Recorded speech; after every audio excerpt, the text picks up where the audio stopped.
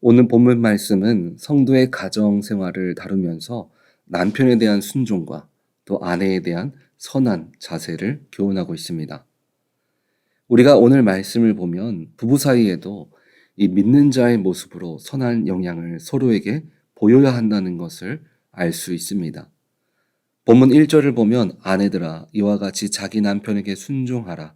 이는 혹 말씀을 순종하지 않는 자라도 말로 말미암지 않고 그 아내의 행실로 말미암아 구원을 받게 하려 함이니. 이 부부가 같이 신앙생활을 하는 경우도 있지만 그렇지 않은 경우들도 많이 있습니다.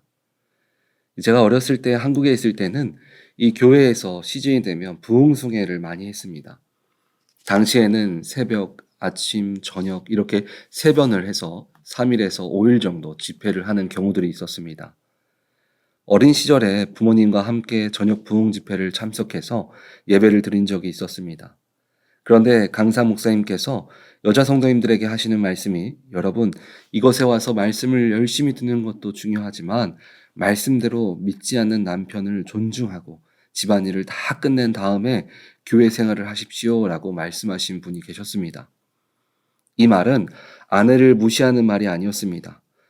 믿음을 더 적게 가지라는 말도 아니었습니다. 예배를 더 충실하게 드리지 말라는 말도 아니었습니다. 믿는 자로 가정생활을 잘함으로 인해서 가정 안에서 복음의 씨앗을 뿌리라는 의미였습니다.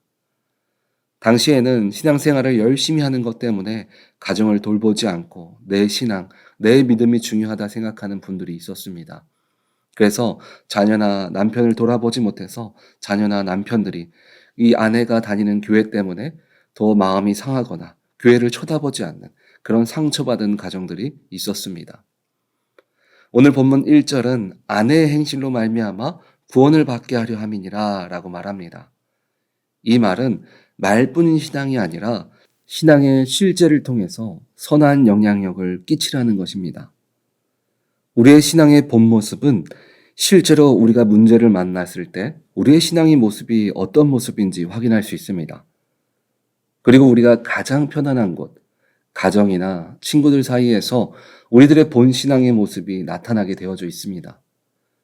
성경은 계속해서 이렇게 우리들에게 말합니다. 본문 3절을 보면 너희의 단장은 머리를 꾸미고 금을 차고 아름다운 옷을 입는 외모로 하지 말고, 이 말은 아내들이 사치스러운 외적 치장을 통해서 겉모습의 아름다움을 통해서 남편을 사로잡으려 하기보다 자신의 순수한 마음을 통해서 남편에게 감동을 줄 수 있어야 된다라고 말합니다. 이 또한 속사람이 단정되어야 한다라고 우리들에게 말하는 것입니다. 마태복음 6장 1절을 보면 사람에게 보이려고 그들 앞에서 너희의 의를 행하지 않도록 주의하라. 그리하지 아니하면 하늘에 계신 너희 아버지께 상을 받지 못하느니라.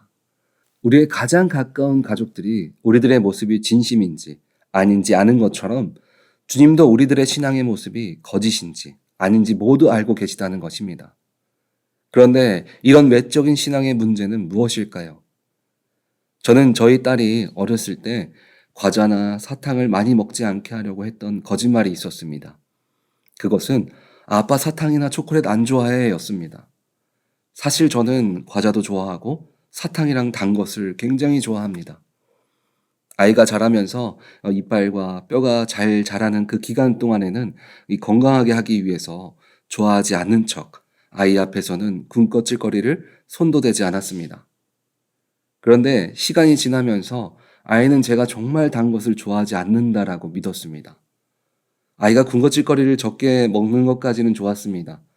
그런데 이제 커서 시간이 지나고 아이가 먹을 것이 생기면 하는 말이 아, 아빠는 단 것 안 좋아하지? 하면서 혼자 먹는 겁니다.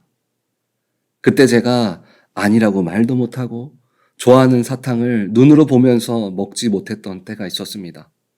그래서 결국 지금은 서로 간식을 둘이 잘 먹고 나눠 먹고 그렇습니다.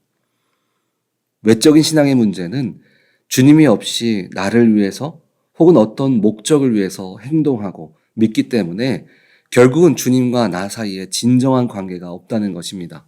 그래서 하나님의 능력을 전적으로 신뢰하지 못하고 믿지 못합니다. 그렇다면 우리는 마음에서 우러나오는 순종과 배려는 어떤 곳에서 나오게 될까요? 오늘 본문은 그 답을 이렇게 말해 줍니다. 오늘 본문 5절을 보면 전에 하나님께 소망을 두었던 거룩한 부녀들도 이와 같이 자기 남편에게 순종함으로 자기를 단장하였나니. 오늘 성경은 하나님께 소망을 둔 자가 주님께서 주신 마음으로 순종할 수 있고 배려할 수 있다라고 말하고 있습니다. 사람들은 우리들의 순종이 하나님의 방법으로 할 수 있는 것이라고 생각합니다. 그러나 우리들은 빌립보서 4장 13절에 내게 능력 주시는 자 안에서, 그리고 시편 19편 7절을 보면 여호와의 율법은 완전하여 영혼을 소송시키며 여호와의 증거는 확실하여 우둔한 자를 지혜롭게 하며. 하나님의 말씀들이 우리를 지혜롭게 만들고 진실된 행함으로 나아가는 믿음을 우리에게 주심을 믿으시기 바랍니다. 그래서 우리는 신앙생활도 그리고 부부생활도 주님이 계시지 않으면 부부는 하나가 될 수 없고 바른 신앙을 할 수 없는 것입니다. 그래서 우리들은 이제 세상을 살아가는 것과 그리고 예배하는 것 가운데 가장 중요한 것은 누구를 위한 삶인가, 누구를 위한 예배를 드리고 있는가를 늘 기억해야 합니다. 우리가 기도할 때도 비록 내 자신을 위한 기도 제목들이지만 누구를 위해서 내 자신이 잘 돼야 하는지 늘 생각해야 합니다. 그래서 우리는 무엇을 하든지 골로새서 3장 23절의 말씀처럼 무슨 일을 하든지 마음을 다하여 주께 하듯 하고 사람에게 하듯 하지 말라. 여러분, 우리들의 인생을 주님께 하듯 정결하게 세우시고 내 가정을 주님 대하듯 하며 우리가 예배할 때도 사람에게 보이기 위해서 기도하고 찬양하는 것이 아니라 주님께 하듯 할 때 우리는 우리가 변하는 삶을 살아갈 수 있고 가정이 변하는 순종의 모습으로 우리가 나아갈 수 있습니다. 이 모든 것들이 하나님께 소망을 둔 사람에게만 가능한 줄 믿으시기 바랍니다.